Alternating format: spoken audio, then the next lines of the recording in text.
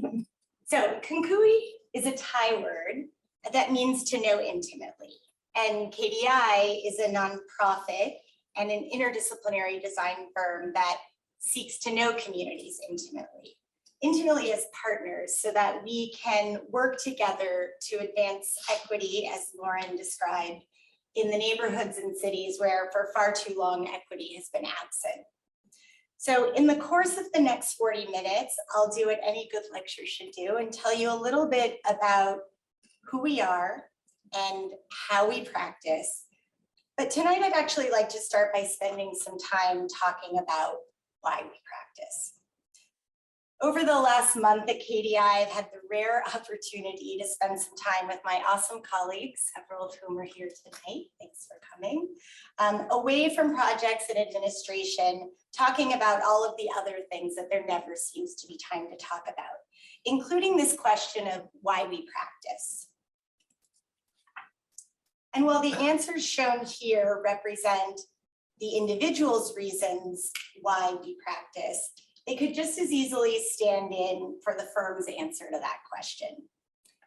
And I don't actually think that's a coincidence, because at its origin, KDI was really just a small group of individuals, students just like you, in a place just like this, asking ourselves why we wanted to practice landscape architecture and urban planning, and answering almost word for word as my colleagues have today. But there were two problems. We couldn't see a pathway to fulfilling those whys through a traditional design career. And the farther we got along into our design education, the better we understood our own profession's responsibility in creating the very injustices and traumas that we hoped our practice could undo. So it was these two things that moved us to try to create a different mode of practice. And today we're a mission-driven firm committed to creating what we call a just public realm. Just in this case means three things. It means complete, having all of the necessary parts or elements. It means inclusive, simply including everyone, and resilient, capable of withstanding shock without any permanent rupture. But why the public realm? Well, again, the answer is twofold. First, the public realm is where we access opportunity. It's our public spaces, our streets, our civic and cultural institutions, our transit networks. But despite the common understanding of the public realm as the places in our community that are open and accessible to all people, regardless of category or creed, we know that in reality, the public realm is free, accessible, unbiased for just a very narrow few. And more often, for women, people of color, the LGBTQIA community, the public realm is instead intimidating, exclusionary, inaccessible, contested. Furthermore, it doesn't seem to matter where you are on the planet, the quality of the public realm where you live is vastly divided based on race, ethnicity, and income. Put simply, those with more money and social privilege have access to more justice and equity in their communities. And those who don't live every day with the consequences of those injustices. But to illustrate that, we don't have to look at this overly stylized photo from India. We can look simply at the three places where KDI has offices and long-term commitments to the low-income communities of color in those cities, where those disparities are quite acute. The first is Kibera, Nairobi, also known as God's Great City. There's the Eastern Coachella Valley, and here in Los Angeles. These are three vastly different urban and not so urban, as we'll see, conditions on two different sides of the world, and yet the similarities are overwhelming. So in Kibera, over 300,000 people live in a space that's about the size of New York Central Park. They live with access that's very difficult, water that's highly polluted and often inaccessible at all, sanitation that's informal and unreliable, housing that's temporary, and food security that's precarious, open space that isn't purpose-built and almost non-existent.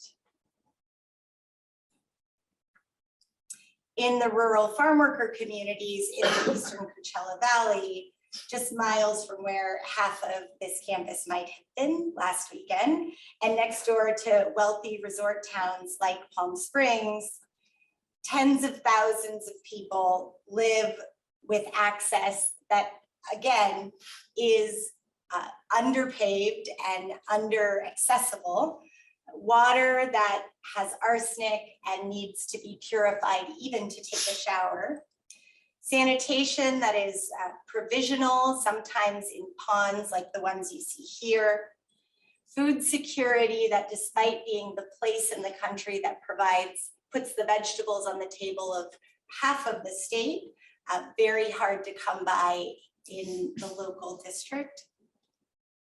Again, open space that's in abundance because it's a rural community, but none that is purpose-built.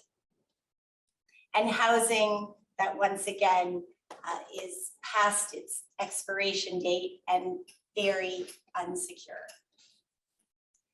And then we come to our very own backyard, where unfortunately, at least one part of our community, the unhoused community, lives in similar conditions.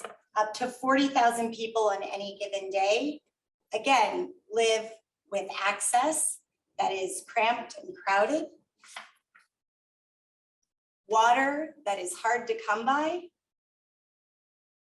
sanitation that is provisional when you can find it, food security that is not by any means secure, very little open space, and housing that is temporary at best and subject to clearances, as we know all too well. And in each of these places, it's the proximity of this disparity that is very striking. It's most often mere meters or mere miles. But these disparities, they aren't just unfortunate or unfair, as we all know. They are literally life-altering, because what we know from data is that the zip code that you live in is the greatest predictor of life expectancy. So if you live in Malibu, you're likely to enjoy 90 years of life. If you live a few miles down the road in Watts, you'll have just 75. And what that data makes plain is that the 15 years discrepancy, it isn't a matter of genetics or even access to healthcare. It's a matter of access to, yes, you guessed it, a just public realm. Specifically, you live 15 years longer in Malibu because you have access to social infrastructure, schools, public spaces, cultural centers. You have access to safety, that's safe streets, safe housing, safe public transit, and you have access to a healthy environment. This is healthy air, healthy water, a place to live that is away from environmental hazards. And so this is where we get back to that first question of why we practice. Quite simply, we practice at KDI because this list of things that I've just shown you, the list of things that help someone live better and longer, isn't actually a list of things for healthcare professionals to provide. It's instead a list of things that those of us in this room can, should, and hopefully are or will be on the front lines of shaping. So I hope that answers the first question. And with that, let's move on to the lecture you may have thought you were coming to, the one about how we practice. I'll talk about through several different projects and help you see how we do this work of creating a just public realm. So to increase access to social infrastructure, safety, and a healthy environment, we work across a range of scales. We'll look at those tonight, but in 4 main service areas. We design and build those amenities that are missing. That's our design and build area. We do the long range planning that's needed to ensure that the future of a community is in fact inclusive. We change policies standing in the way of equity in the built environment or equity in the public realm. And we use data to tell the full story of what's happening in a place to ensure that resources flow more equitably across communities. Whatever the project type is, and you'll see there's a range, we do it through a shared and iterative design process. That simply means that we share decision-making process with community members through all phases of a project process. And this element of participation is just one of 3 core principles that guides us. The other 2 are networking and integration. So by networking, it's the simple idea that one project, no matter how great it is never enough to address a problem at scale. And so at KDI, we commit to a community or a region over the long term to network different interventions together and try to shift those outcomes at scale. And integration is just the understanding that the challenge of justice in the public realm, it's an intersectional challenge, meaning it isn't just a design issue. It isn't just an economic issue. And so the solutions have to be intersectional too. And to the extent possible, we try to include layers of social and economic change in our design interventions alongside of the physical ones. So for the rest of the time together, I want to give very brief introductions to about a dozen of our projects that will illustrate these 3 areas, and hopefully that will give us something to talk about in our robust discussion period. Okay, so how we do our why, or put more clearly, what it looks like to help communities create a more just and equitable public realm. What you'll see, I hope, is that one size doesn't fit all. So let's start with social infrastructure. It's perhaps the most straightforward one for a design firm to do. And we'll start with a set of projects that cover all 4 of our service areas. In all 3 places, Nairobi, Coachella, and LA, the problem as it relates to social infrastructure is the same. There's a distinct lack of it, period. And this is all the more the case in the low-income communities of color in these regions. So in Kibera, Nairobi, where our work started, our very first project and the longest running one set out to change that. You see again that though this is a project about public space, a place that had none, literally on the other side of a wall, there was an abundance of it. So we knew that it wasn't the case that the provision of public space just 10 meters away was impossible. We just knew that no one had put the time in to make it, to figure out how you could do it. And the reason why was also pretty obvious. This is a very dense place. It wasn't like there were vacant parcels that could just be purchased or borrowed and transformed into a community amenity. So though it was very clear that the community wanted and needed public spaces, not just for recreation, but also for providing basic amenities like water and sanitation that people didn't have in their homes, it wasn't really clear where we would put them. So first we had the idea that once we figured out where these spaces could go, they couldn't just be play spaces. They had to work a lot harder for a community. And this is where we began to talk about this idea of a productive public space. So a public space that would layer physical elements of recreation and leisure and other primary needs that a community had, along with social infrastructure and economic infrastructure. And where we found our opportunity was in a series of waste spaces that were along the riverine corridor that cut through the settlement. These were spaces that community members thought were unbuildable because they seasonally flooded, and instead were used for dumping because of the lack of other alternatives for where to take your trash. As a result, they were sites of crime, they were sites of really big health hazards, and they were sites that community members certainly wanted to transform.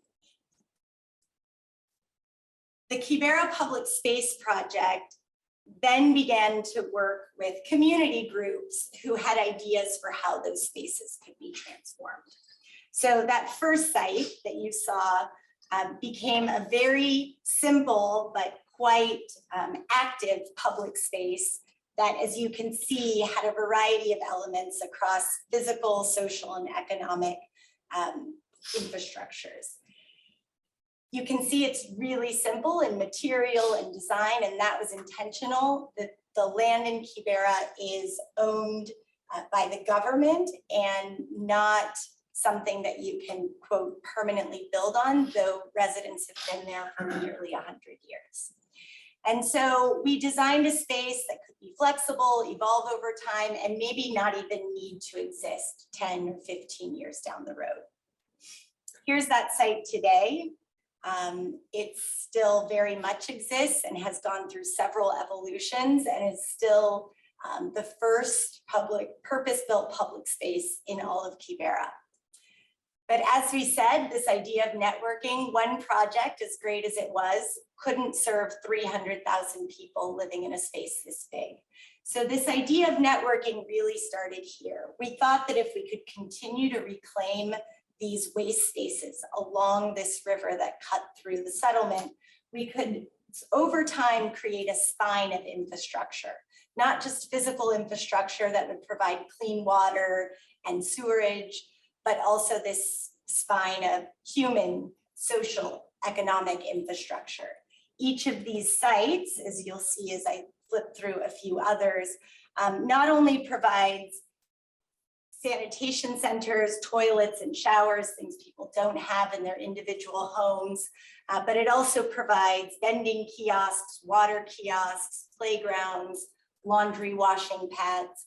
And all of these things work together because to generate enough income for the ongoing maintenance of a site, because there isn't the guarantee or even offer of ongoing government support to maintain these sites.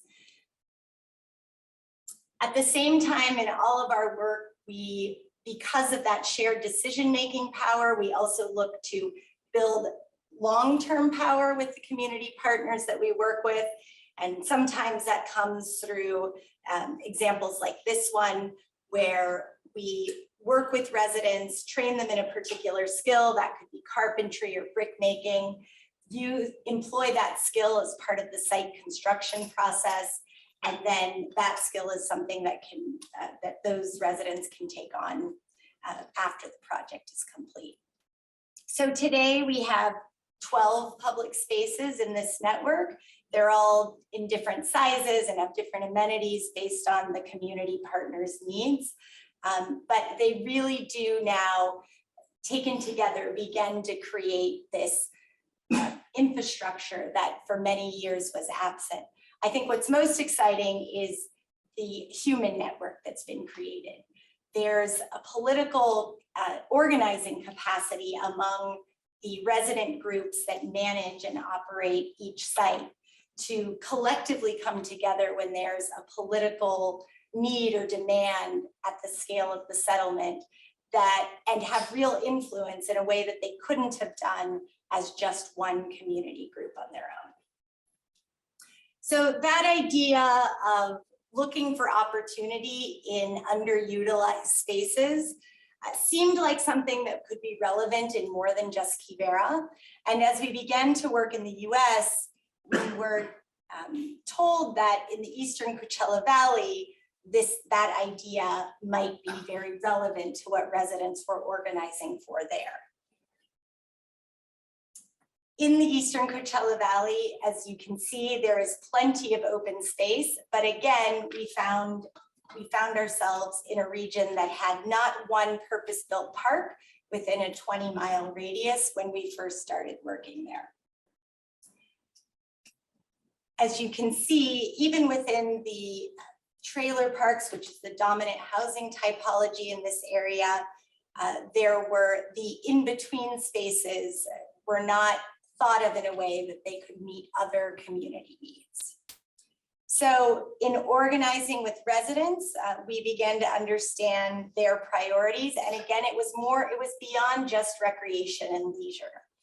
It was about a place to gather, places to organize, places to generate income close to home without having to drive to the other half of the valley.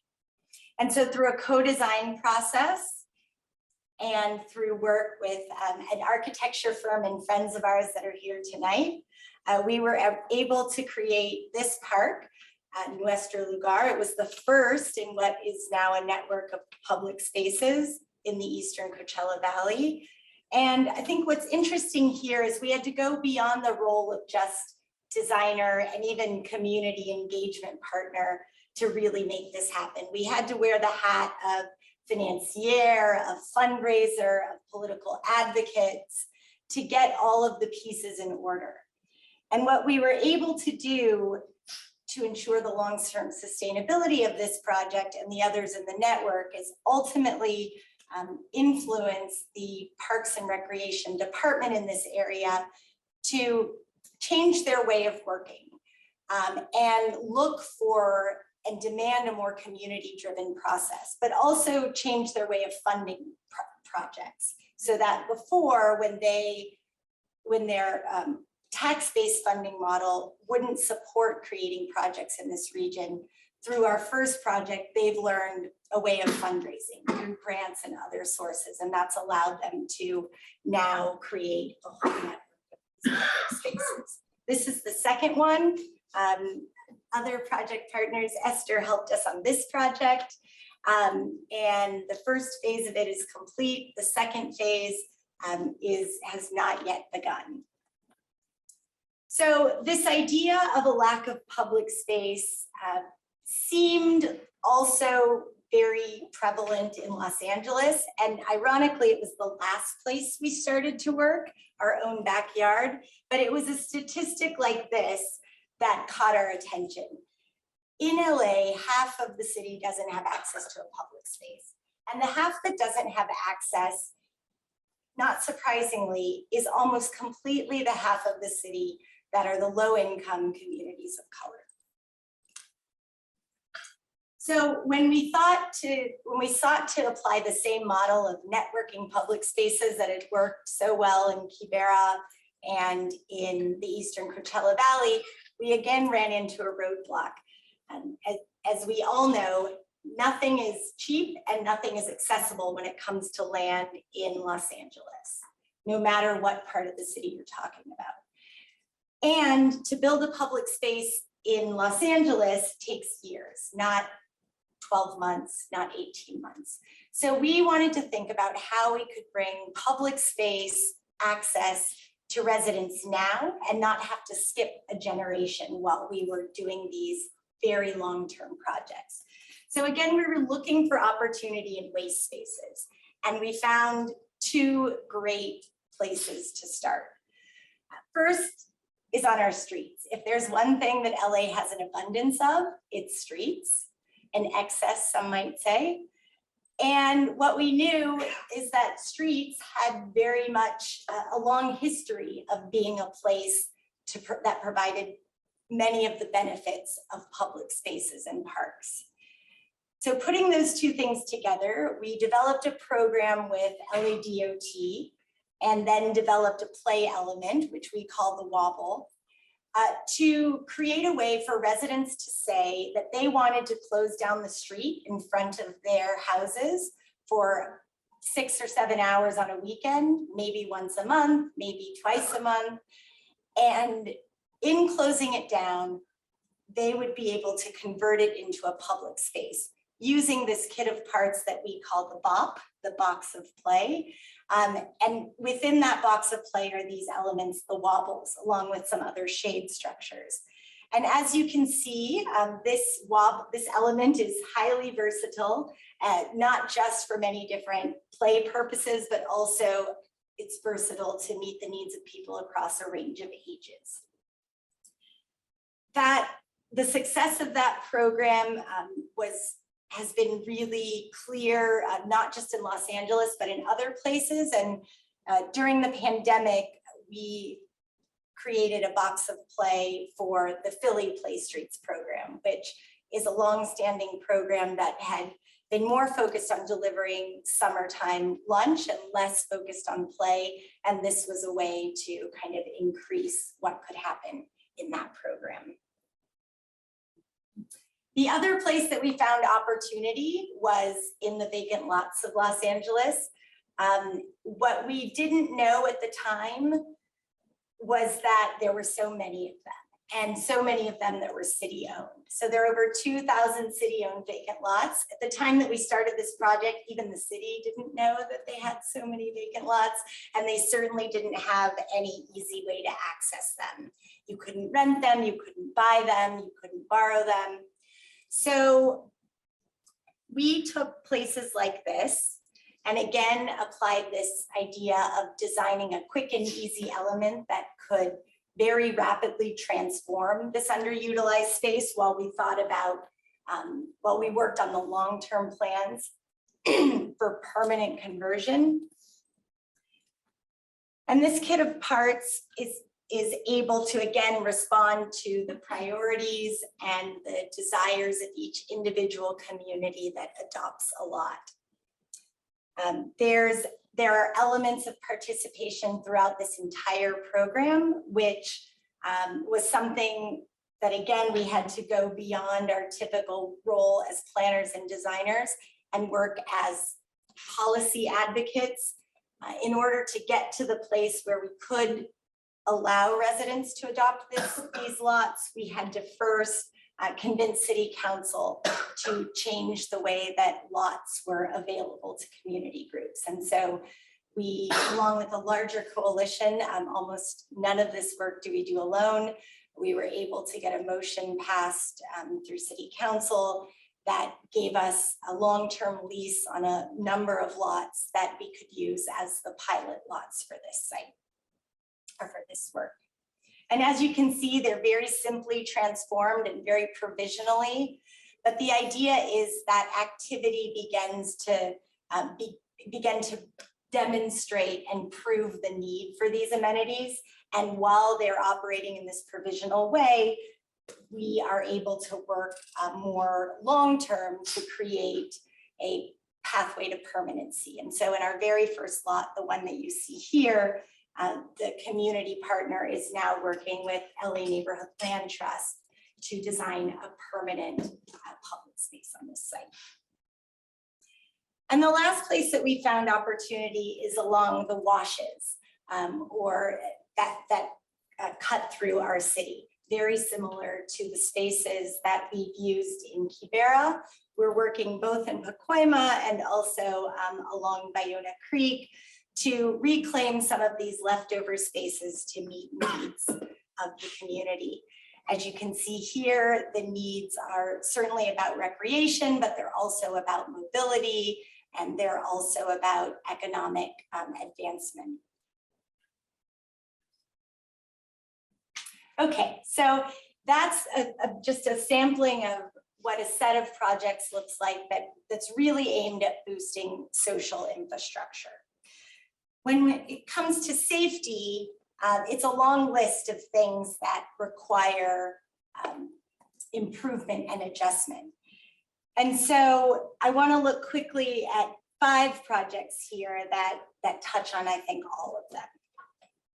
When it comes to safety, I think the only thing I want to point out before we jump into the projects is that safety is not just about statistics on crime or what is or is not happening by the numbers in a particular community. What we've learned by working on issues around safety in many communities is that perception of safety is almost more important than what the numbers reveal themselves.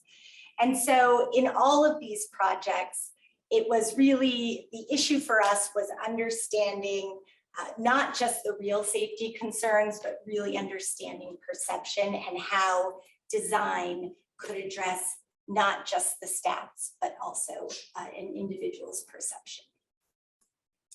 Okay, so we'll start in the Eastern Coachella Valley. As I've mentioned, there's very little infrastructure. Not only were there no parks when we started working there, but the first bus line had just come to the community maybe months before we got to know the community. And this is despite the fact that the Eastern Coachella Valley is under the same jurisdiction county-wise as the Western Coachella Valley, where places like Palm Springs and La Quinta are. And we know that in those cities, there's an abundance of bike lanes, bus transit, and other modes of mobility. Here you can see that little post sticking up there is the bus stop for that new bus line that had just become available. So when we asked ourselves, why is it that the West Valley has all of this transit infrastructure and the East Valley has none? We realized very quickly that it was a strange and very wonky, plannerly barrier in the way. Because none of these unincorporated communities had mobility plans, they were not eligible or competitive to apply for the same state funding that was providing this transit infrastructure in the west side of the valley. And quite frankly, the same transportation planning department didn't see the urgency or the need or the way that they could justify putting in the hours and the time that it would need to create these plans. So once we understood that, we as KDI tried to convince the county that we could do that work for them. And as long as they would agree to adopt those plans, that we could help them create a pathway to the resources, financial and otherwise, that they would need to begin to put this infrastructure in place.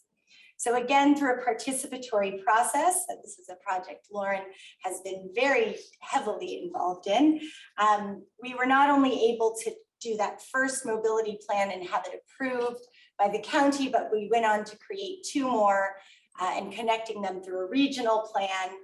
And subsequently, we were able to assist the county in applying for that state funding. And they, on their very first shot, they were awarded funding for the first 14 miles of that transportation infrastructure.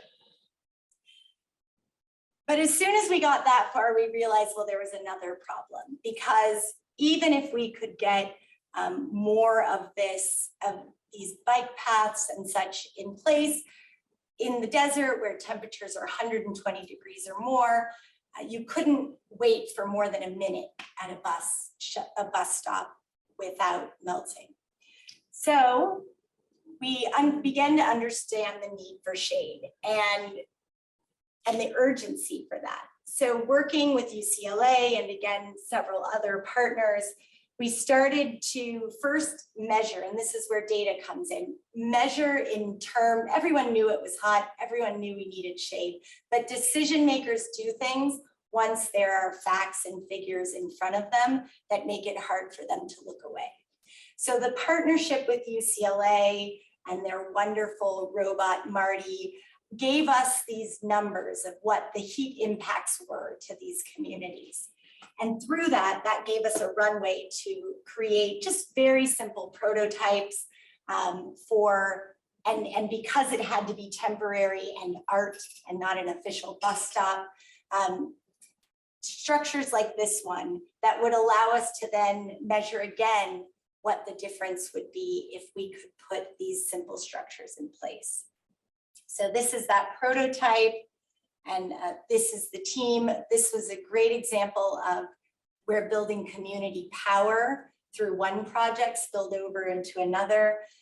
The same community group that helped us co-design our second public space in the Eastern Coachella Valley became quite organized through that process, and they led the effort alongside of us to get the permissions and the permits to prototype this, put it on the roadway, test it, and then lobbied for an expansion of the program.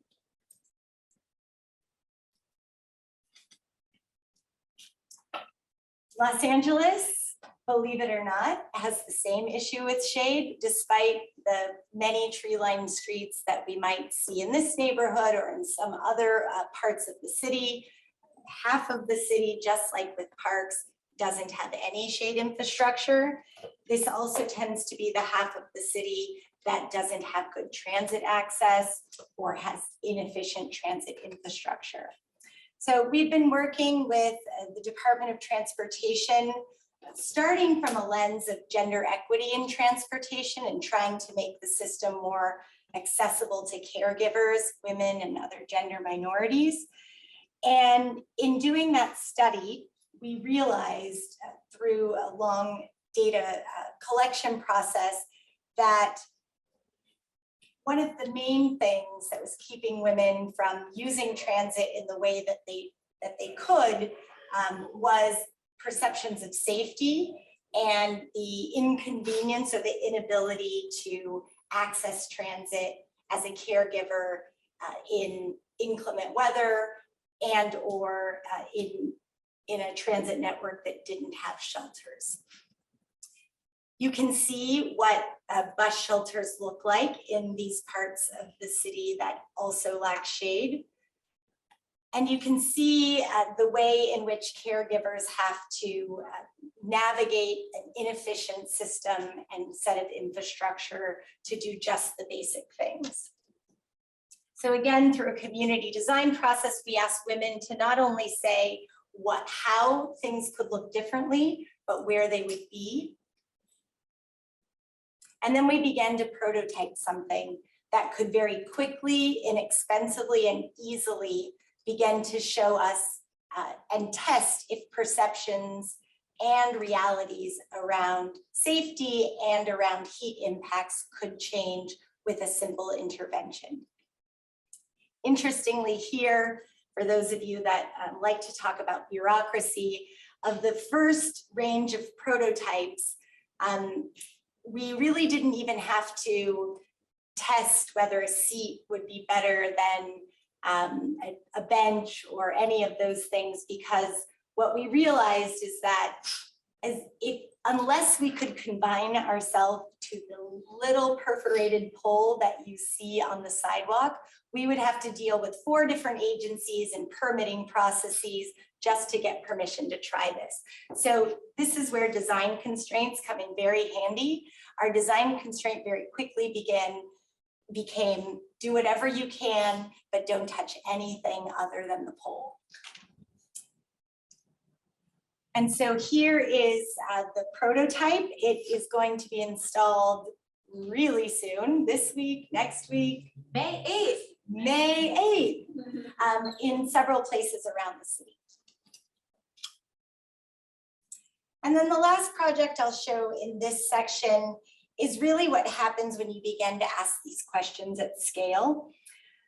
The work that we had done on gender inclusive public spaces, which started with a project in Mendoza, Argentina, a project through the World Bank, where the same disparities and proximity of disparity that we've been talking about this evening were very present. And public spaces were present, but unutilized by almost everyone, but absolutely stayed away from by women. We were asked to come in and think about what it would mean to not just improve the park, but improve it through a gender lens. So what would it mean to design a gender inclusive public space? This was the site where that work began. And as I think you'll see a repeating pattern here, we worked with residents to understand why they didn't use the park, understand what might make them want to use it more or feel safe using it by doing things like walk audits and other design workshops. And what we came to, this was something, the second part of this work was done through a studio that I taught at GSD.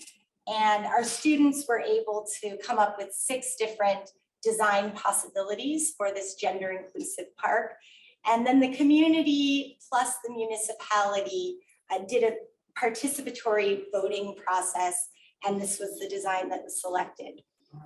With more time, I would bring you into some of the really simple but powerful design moves that changed this space from one that women actively avoided to one that is actively engaged with. This is not a great photo, but this is the in construction Google Earth image of the park that is being built now. But really it was about changing materiality, it was about changing circulation routes, using topography to create different sight lines, and thinking about the plantings in ways that were more dynamic. That work was really well received within Argentina, and the World Bank saw the need for this kind of guideline and both design guidelines and design process across their portfolio of clients or countries to whom they give loans. And so they asked us to try to figure out how you could create such guidelines, not just for Argentina, but for the world, and not just for public spaces, but for all types of different planning and design interventions. So we looked at housing, we looked at transit networks, lots of other things. And while that was more or less an impossible task, it did give us a really good opportunity to think about what's common about gender experiences and about the ways in which caregivers and women and gender minorities move through space and want to utilize space. And I think one of the biggest things we learned is that when you think about process versus product, the changes in the process are what really have the biggest impact. If you change who's designing, if you change who's inputting into the decision-making process, the rest of it almost takes care of itself.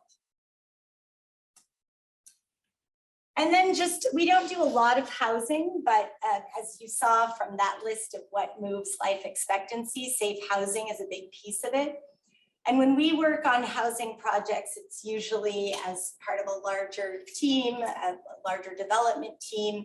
But what we try to do in the housing projects that we do work on is think about the public realm and think about the public aspect of them. As you may know, affordable housing projects tend to be very simply designed. They tend to have walls and gates and lots of security, not because that's what people are asking for, but because it's somehow part of the formula for how this type of housing gets designed. So in a project in the Eastern Coachella Valley, what we understood about this site through our community design process was that though this lot had been vacant forever, it had served a very important community function as a cut through to an elementary school in the community, and as a pickup soccer field and other such things.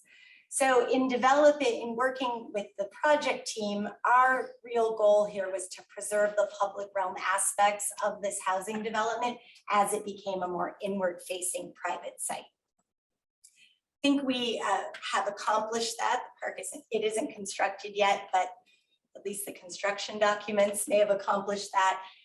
The client and the city have agreed to this Verde path, which remains open despite the closing off of some of the actual housing units, that remains open as a thoroughfare and as a gathering space that's punctuated with several different community amenities along the way. Okay, so in our last few minutes, I just want to look at this third category of how we create access to a healthy environment. And again, 4 projects across the 3 areas, the 3 geographies where we work most will serve to illustrate.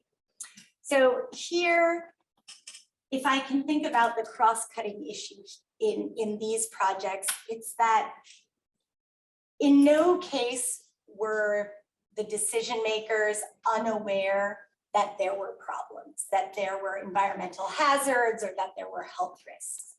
It's just that because the data wasn't clear, because there wasn't the pressure either through numbers or through advocacy that something was wrong, it was very easy to either ignore the risk or prioritize the solution in a different way.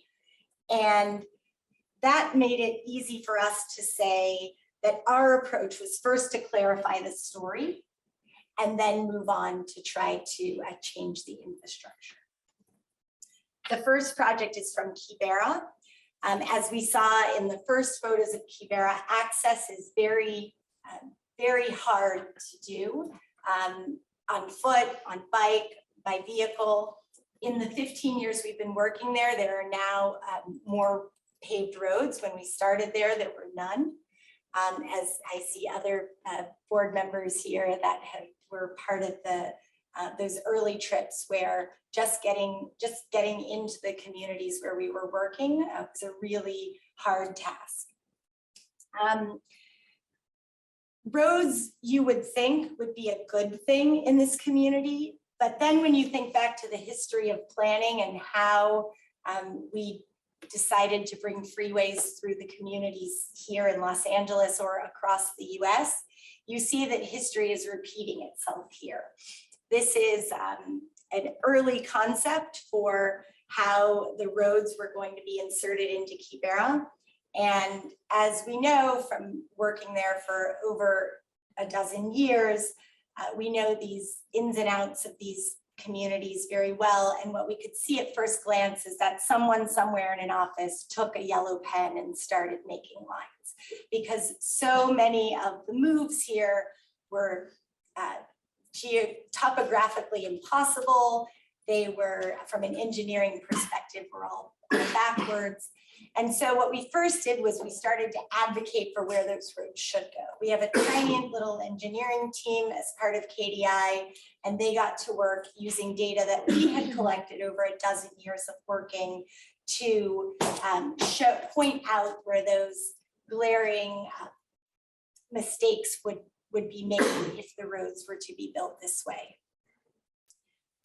So one of those roads was meant to go right through this area, which is near our 5th site in our network. We were able to divert the road because it never could have worked here.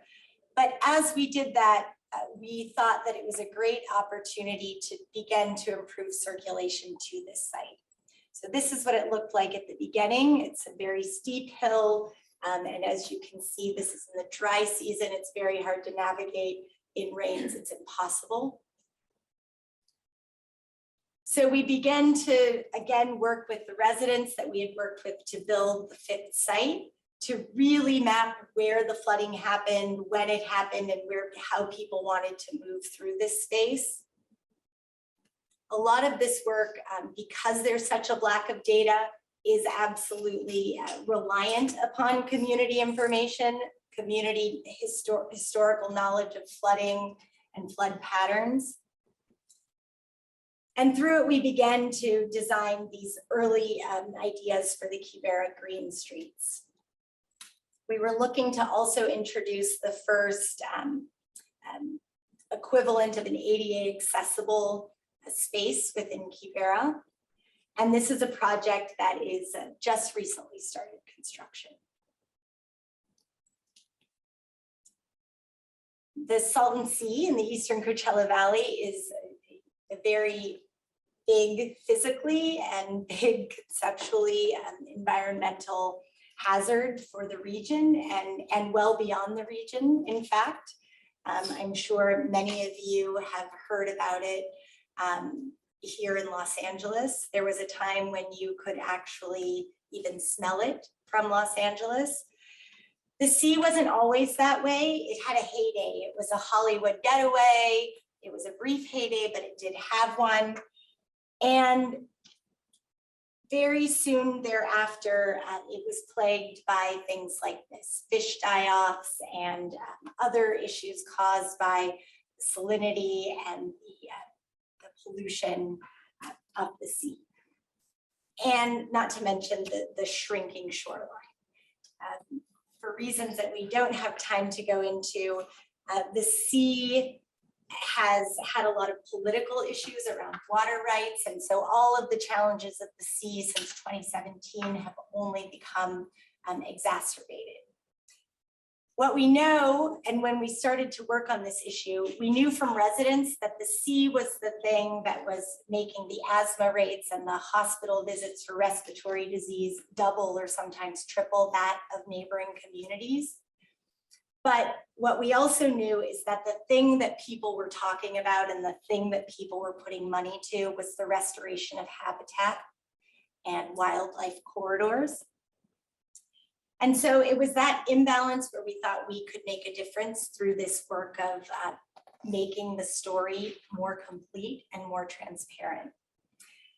This is work that has had many phases, some of it advocacy-based, some of it built interventions, and it's very much ongoing. But over, I would say, 10 years, again, many of the people here in this room have worked on all phases of this project to first create awareness around the other half of the problem, that it wasn't just the birds and the fish, but it was also the people and the communities. And then it was to start, and we did that by things like putting data measurement tools in the hands of residents. So we did a lot of community science, the image of some of our balloon mapping work, air quality monitoring, et cetera. But then we also started to this three-part idea of linking infrastructure, ecology, and community to create a truly resilient sea. We started to ask people what they needed the sea to do for them, because despite being in their backyard, it was something that they had very little engagement with or knowledge of. So through educational campaigns, through amenity prioritization processes, through community science, we've been able to do things like create these longer term vision plans that are driven by what communities want and not what state agencies think is most important. We've also been able to create really interesting and dynamic educational tools, not education for residents per se, but education for everyone else who thinks they know what the Salton Sea is all about, but really maybe only know half of the story. This is a loteria or bingo game that takes what's great about the sea and puts it in a game. And then we've begun to do some really simple physical interventions at, in this case, the Salton Sea State Rec area, which is the official place where you access the sea, but is most of the time a bit of a ghost land. It has facilities, camping, et cetera, and people do occasionally use it passing through, but residents who are very close and live near it day to day don't have a real relationship with it. And so through simple signage and other interventions that residents have put forward, we're looking to just reconnect residents to this amenity. I think this is the last project, we'll see. But right here in our own backyard, as we are all too aware, there are many communities living next to current or former environmental hazards, and the Puente Hills landfill is and was one of those. It depends on where you read, but it's either the largest landfill in the nation or the second largest. Bottom line is it's big. It was closed in 2013, but at the time of its closure, these are some of the statistics just to give you a sense of the scale of the problem. All of the things that happen when you live next to a landfill were present in this community. And through a long organizing and advocacy effort, this landfill was eventually closed, but then an even longer effort was underway to try to turn this waste space into a community amenity. So now we're part of a larger project team. LA County Parks and Rec and Studio MLA are leading the charge to begin to transform this into a really amazing regional park. That will take decades, perhaps. It's a phased approach. In the meantime, some of the work we're doing is starting to connect the local community to the space and think about the ways that it can be temporarily occupied and programmed that can begin to test what some of those permanent uses and design interventions might be. So I hope that that set of projects gives you a sense of just how possible it is as designers to really affect quality of life in the places where you work and in the places where you live. And I hope it also shows that our work and the infrastructure that we put in place carries real consequences for the health, wealth, well-being, and perhaps most fundamentally duration of life itself in the places where we practice. I hope also that we've put enough ideas in front of you that we can now take the time that we have remaining to open it up to a robust discussion about what it means to create a just public realm. Thanks for your time.